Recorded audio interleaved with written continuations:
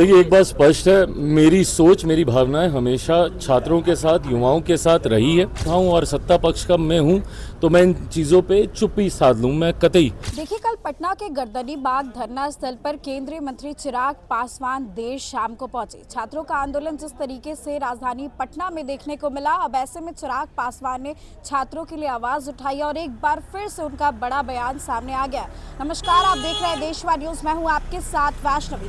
राजधानी पटना की सड़कों पर TRE-4 की और इसके अलावा कई सारे एग्जाम्स के अलग अलग मांग को लेकर के कई सारे छात्र सड़कों पर उतरे। सारी तस्वीरें हमने आपको दिखाई और देखिए, चिराग पासवान देर शाम को पहुंच जाते हैं गर्दनी बाग धरना स्थल, छात्रों के लिए आवाज उठाते हैं और उसके बाद मुख्यमंत्री सम्राट चौधरी से भी जाकर के मुलाकात करते। इससे पहले बता दें कि नेता प्रतिपक्ष तेजस्वी यादव ने भी छात्रों से मुलाकात की थी। 2-3 बार वो गर्दनी बाग धरना स्थल भी गए, लेकिन चिराग पासवान ने कह दिया कि वो छात्रों के लिए सोचते हैं और क्या कुछ उनका बड़ा बयान सामने आया, एक बार आप वो सुने। बहुत सारे बदलाव किए गए हैं। लोक जनशक्ति पार्टी रामविलास की राष्ट्रीय कार्यकारिणी की नई सूची आज जारी की गई है। यकीनन सूची में कई बड़े बदलाव महत्वपूर्ण लक्ष्यों के साथ, उद्देश्यों के साथ किए गए हैं, जिसमें यकीनन आगामी अलग अलग राज्यों में होने वाले विधानसभा के चुनावों को प्राथमिकता देते हुए लोक जनशक्ति पार्टी रामविलास की जो सोच है महिलाओं, युवाओं का ज़्यादा समावेश, उसको और मजबूत करते हुए और नए चेहरों को मौका देते हुए, ताकि वो अनुभवी चेहरों के साथ मिलकर अपने आप को और ज़्यादा सशक्त कर सकें, पार्टी के विस्तार में अपना योगदान दे सकें। बिहार राज्य में के लिए भी नेतृत्व में बदलाव किया गया है।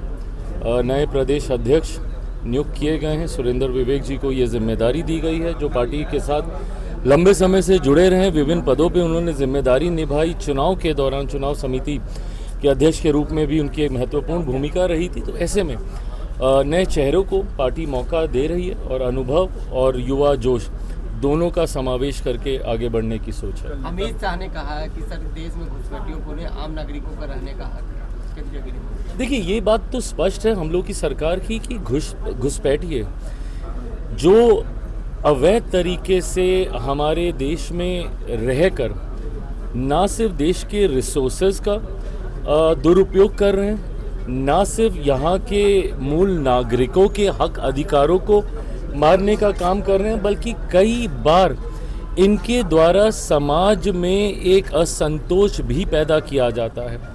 अलग अलग क्षेत्रों में हम लोगों ने देखा है, अब जबकि बंगाल में अब हम लोग की सरकार है, कितनी ऐसी जानकारियां सामने आ रही है जहां पर इन लोगों ने सरकारी संस्थाओं पे, सरकारी इंफ्रास्ट्रक्चर पे इस तरीके के घुसपैठियों ने आके उसके ऊपर अतिक्रमण कर रखा है। तो ऐसे में इन तमाम चीज़ों से देश को निजात दिलाने के लक्ष्य के साथ, इन तमाम चीज़ों से, घुसपैठियों से देश को छुटकारा दिलाने की सोच प्राथमिकता में मेरी सरकार की रही है और उस दिशा में गृह मंत्री जी मजबूत और ज़रूरी कदम उठाने का काम कर रहे हैं और मुझे लगता है कि ये देश के लिए ज़रूरी है। गर्दनी बाग भी गए, गर्दनी बाग भी के सीएम से मुलाकात की, क्या कुछ लग रहा है जब मतलब छात्रों के लिए मैसेज है? देखिए, एक बात स्पष्ट है, मेरी सोच मेरी भावनाएं हमेशा छात्रों के साथ, युवाओं के साथ रही है।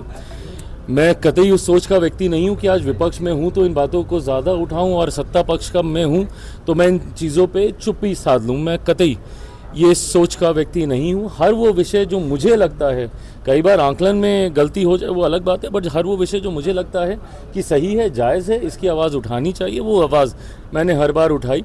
कल मेरे मुख्यमंत्री जी से दिल्ली में मैं अपने मंत्रालय के कार्यक्रम में था, बट जब मैंने वो तस्वीरें देखी कि छात्रों को किस तरीके से संघर्ष करना पड़ रहा है, मैं सीधा पटना आया। मुख्यमंत्री जी ने तुरंत शाम को मिलने का समय भी दिया और जाने के क्रम में मेरे मन में ये भावना ज़रूर थी कि मैं जिनकी आवाज़ बन के जा रहा हूँ, कम से कम उनसे मुलाकात करके सही मायनों में उनकी तमाम बातों को समझ कर जाऊँ। इसीलिए यकायक वो कार्यक्रम बना, मैं गया, उनसे भी मुलाकात की। मुख्यमंत्री जी के समक्ष भी मैंने इन सारी बातों को रखा है।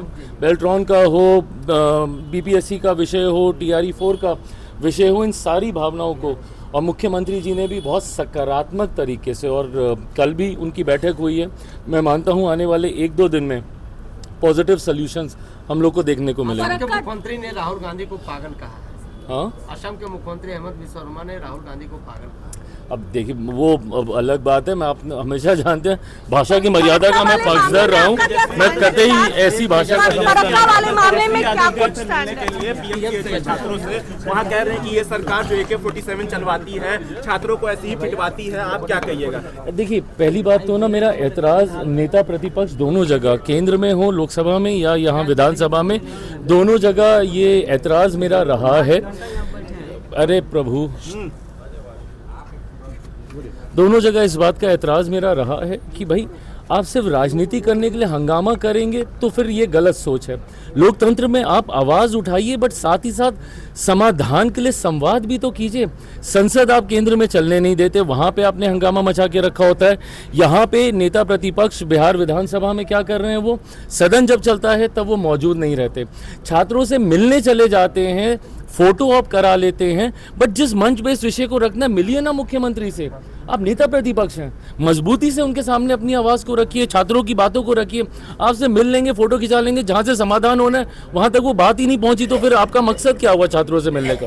और मैं तो ऐसे छात्रों से भी मैं पूछूंगा कि जिनको नेता प्रतिपक्ष के तौर पे आप बुला रहे हैं, क्या वो आपकी आवाज़ बन रहे हैं? कल मैं गया, सीधा गया ना मैं मुख्यमंत्री से मिलने, समाधान निकालना है ना। चलिए आपने कर दिया जाके समर्थन, अच्छी बात है, करना भी चाहिए था, बट समाधान की राह पे भी चलिए। विपक्ष सिर्फ और सिर्फ जब इस पे राजनीति करता है, सिर्फ हंगामा करता है, ये लोकतंत्र के लिए गलत है। फरक्का वाले देखिए, चिराग पासवान ने कहा है कि हम विपक्ष में रहे या सत्ता पक्ष में, जो सही होगा उसके लिए आवाज उठाएंगे। साथ ही नेता प्रतिपक्ष तेजस्वी यादव के जाने पर भी उन्होंने क्या कहा, आपने सुना। फिलहाल इस खबर में बस इतना ही। देखते रहे देशवा न्यूज।